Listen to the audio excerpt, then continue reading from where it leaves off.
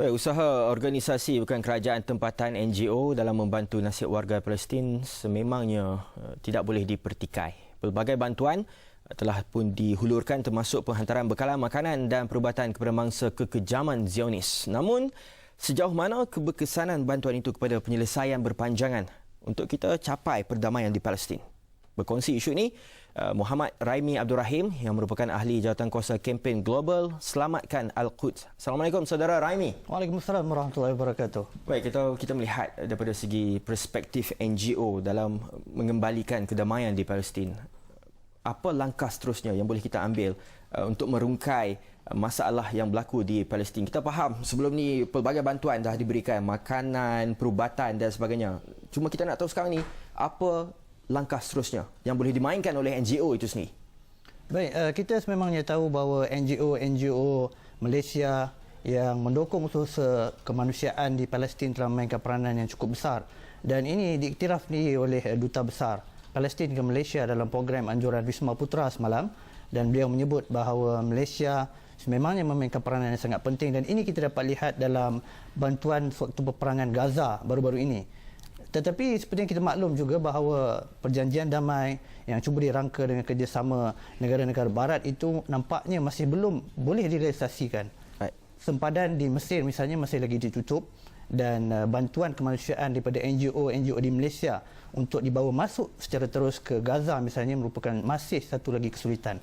Namun yang penting sekarang ialah kita ingin merujuk kepada perkembangan dan ketegangan yang berlaku di Baitul Maqdis atau Jerusalem, dan untuk itu kita telah melancarkan kempen Selamatkan Al-Quds secara khusus ingin memberi suatu gambaran dan penerangan terhadap konflik yang berlaku di tebing barat, iaitu suatu kawasan yang jauh dari Gaza tetapi mempunyai isu yang sangat istimewa khususnya di kalangan umat Islam, iaitu di sanalah terdapatnya Masjidil Aqsa.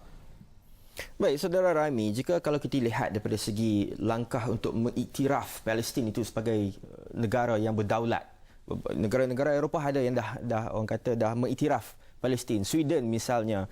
Dan kalau kita lihat daripada segi wujudnya cadangan desakan perlu bermula daripada NGO untuk mendesak negara-negara luar ini mengiktiraf Palestin secara sah, secara bertulis. Bagaimana saudara melihat konteks ini?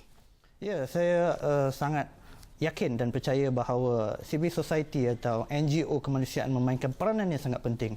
Ini dapat dibuktikan melalui kejayaan flotila to Gaza dan juga beberapa misi-misi merentas sempadan di Palestin daripada kepungan rejim Israel Zionis. Tatkala kuasa-kuasa besar dunia masih lagi gagal menyelesaikan masalah ini di meja rundingan, NGO dan juga civil society di seluruh dunia tanpa mengira latar belakang agama ataupun ras telah bersama-sama menyatakan sokongan mereka, dan inilah sebenarnya memberikan kesan melalui kempen di media sosial dan juga advokasi di United Nations dan juga usaha-usaha grassroots yang dilakukan. Jadi sememangnya ini merupakan suatu lonjakan baru dalam usaha-usaha menyelesaikan masalah di Palestin, dan inisiatif ini digerakkan oleh civil society sebagai the third force selain daripada intergovernmental ataupun kerjasama di antara kerajaan. Dan kita dapat lihat hasilnya bagaimana di barat sendiri isu ini telah didukung dengan baik oleh negara-negara barat, dan ini menunjukkan bahawa isu ini bukan hanya isu umat Islam atau negara Arab, tetapi ia satu isu global, isu kemanusiaan yang harus didukung oleh semua warga yang cintakan keamanan.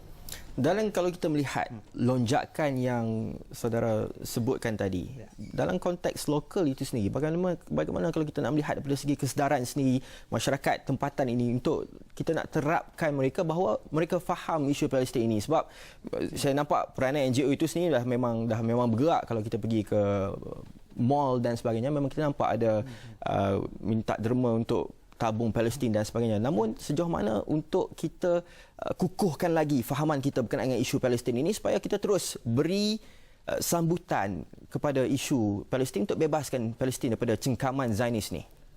Ya, berbanding 10 tahun yang lalu misalnya, kesedaran terhadap isu Palestin pada hari ini telah mencapai satu tahap yang kita katakan sangat membanggakan, khususnya dalam konteks sumbangan dan juga kesedaran masyarakat. Namun di situ banyak lagi isu-isu penting yang perlu dihadami oleh masyarakat, bukan sekadar memberikan sumbangan. Kerana isu ini merupakan isu atau konflik yang dijangka berpanjangan. Dalam satu dimensi lain misalnya, isu melibatkan konflik di Masjidil Aqsa dan juga ketegangan yang pada hari ini berlaku, saya fikir masih belum begitu difahami oleh masyarakat kita.